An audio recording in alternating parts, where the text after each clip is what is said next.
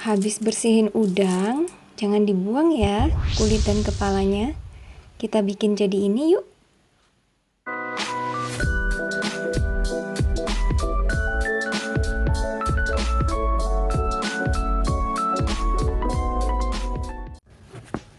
Hari ini saya baru saja membersihkan 1 kilogram udang.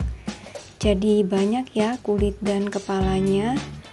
Tapi ini tidak mau saya buang karena mau saya jadikan serbuk udang. Semuanya dimasukkan ke dalam wajan dan dipanaskan dengan api sedang. Tidak perlu terus-terusan diaduk, cuman sekali-kali memang perlu dibalik supaya bagian atasnya yang tidak terkena panas ini juga bisa bertukar posisi dengan yang ada di bawah. Nah, ini mulai berasap. Kita aduk-aduk, dibalik-balik.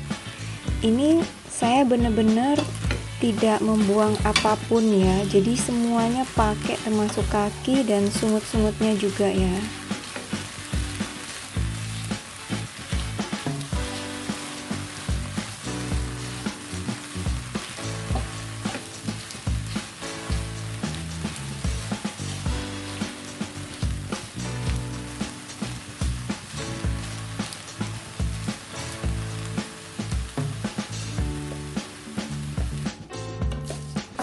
Setelah dimasak selama kurang lebih setengah jam, dia mulai kering seperti ini, dan kalau ditekan-tekan kayak kerupuk. Nah, ini berarti sudah bisa matikan api.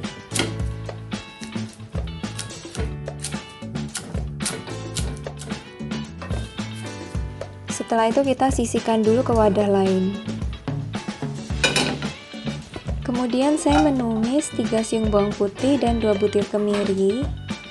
Ini dua-duanya sudah saya iris agak tebal ya.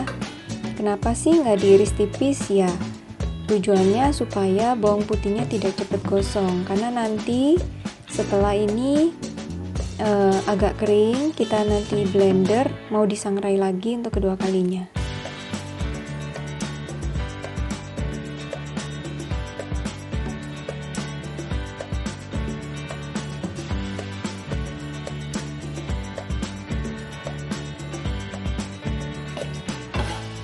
Nah, disangrai sampai agak kering dan dia mulai kecoklatan seperti ini.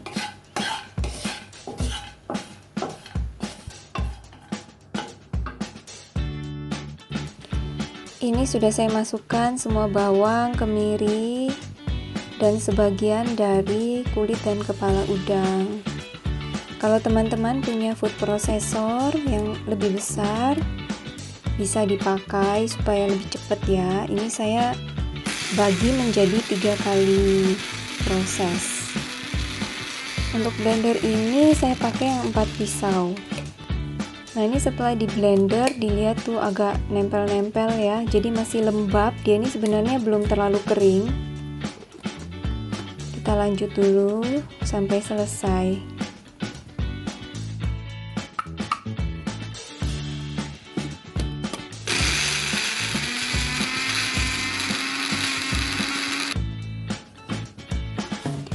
Setelah seluruhnya di blender, kita kembalikan lagi ke wajan.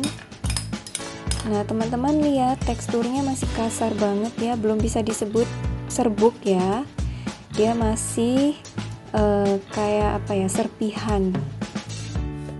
Serpihan ini kita ratakan setipis mungkin di permukaan wajan supaya dia cepat kering. Dipanaskannya dengan api kecil aja ya, supaya tidak cepat gosong. Setelah diratakan tidak usah diaduk, diamkan aja dulu selama 5 menit. Nanti dia jadi seperti ini. Pinggirannya nih warnanya agak putih ya, agak terang. Itu menandakan sudah mulai kering. Jadi kita harus mengaduknya, membolak-balik supaya bagian atas bisa ikut kering juga. Nah, ini diratakan, didiamkan, lalu aduk lagi. Setelah diaduk, didiamkan lagi. Begitu seterusnya sampai nanti teksturnya itu akan menjadi ringan.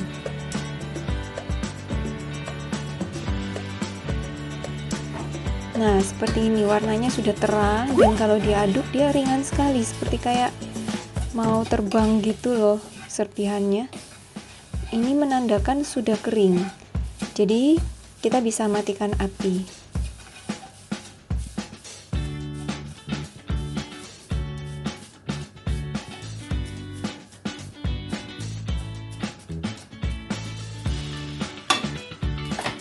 Kemudian siapkan nampan atau wadah yang beralas datar.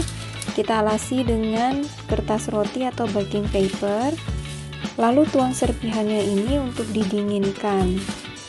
Kenapa harus memakai wadah beralas datar? Karena ini nanti mau diratakan supaya dia cepat dingin ya, dan juga untuk meminimalisir terbentuknya uap air di bagian bawah karena ini keadaannya masih panas.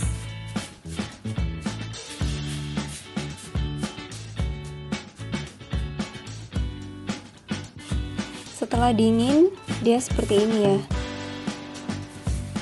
Tuh, ringan banget, kering. Nah, ini sudah bisa di blender lagi untuk terakhir kalinya supaya menjadi serbuk. Setelah di blender jadinya seperti ini serbuknya. Nah, ini bisa digunakan sebagai penambah aroma udang pada berbagai masakan tumisan, nasi goreng, mie goreng, atau mau ditaburkan di atas bubur juga bisa. Untuk penyimpanannya saya tuang ke dalam jar atau botol selai seperti ini. Mau pakai yang plastik juga boleh, tapi kebetulan saya punya yang kaca. Ini harus kering kondisinya supaya serbuknya tidak cepat kempal.